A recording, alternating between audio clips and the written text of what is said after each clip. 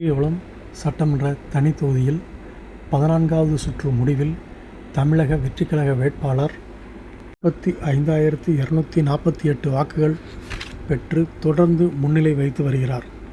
தேனி மாவட்டத்தில் 4 சட்டமன்ற தொகுதிகளில் பெரியகுளம் சட்டமன்ற தொகுதி தனி தொகுதியாக அறிவிக்கப்பட்டது.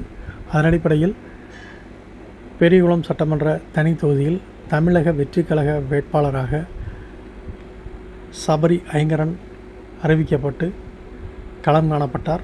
இந்த நிலையில் பெரியகுளம் சட்டமன்ற தனி தொகுதியில் 14வது சுற்று வாக்கு எண்ணும் முடிவில் தமிழக வெற்றிக்கழக வேட்பாளர் சபரி ஐங்கரன் 45,248 வாக்குகள் பெற்று தொடர்ந்து முன்னிலை வகித்து வருகிறார் என்பது குறிப்பிடத்தக்கது.